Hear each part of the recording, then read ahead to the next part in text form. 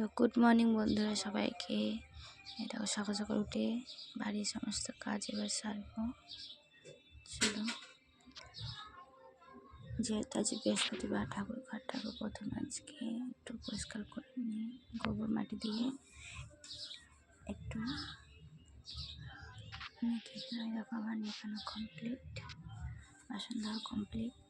ঠিক আছে, তো আজকে যেহেতু বৃহস্পতিবার, তো গ্যাস ট্যাস সবই বুঝবো আজকে। তো চলো পুছি নিয়ে আজকে বন্ধুরা সকালে আমি হাঁটতে যাওয়া হয়নি, কারণ মেঘলা মেঘলা ওয়েদার আছে এবং কালকে রাতে একটু বেশি ফোন দেখা হয়ে গেছে বন্ধুরা, তো উঠতে পারিনি সকালে। আজকে আমি আরও উঠলাম না, কারণ প্রচণ্ড মেঘ লেগেছিল,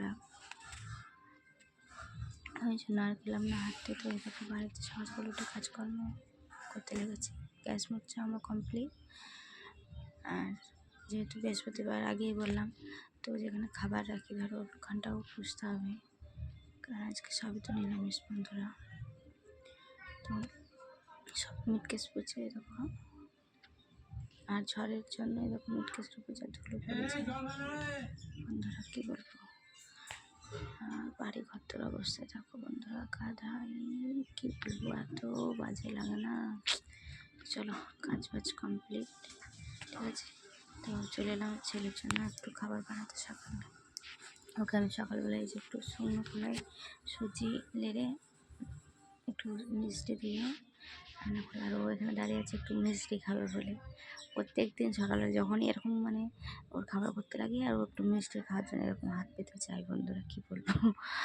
তো এই দেখো একটু মিষ্টি দিলাম, ওর মুখের হাসিটা দেখো বন্ধুরা, ঠিক আছে। ও খুব ভালোবাসে এরকম মিষ্টি। তো হয়তো বসে আছে, কখন হবে মা সুজি, এখন খিদে পেয়ে গেছে ওর। তো এই দেখো সুজি করা আমার কমপ্লিট। চলো বাবুকে এবার দিয়ে দিই, ঠিক আছে। ওকে খাইয়ে এবার দেখো বলছে হাই বন্ধুরা, শুভে যাক। তো ঠিক আছে বন্ধুরা, বাই। চান টান করে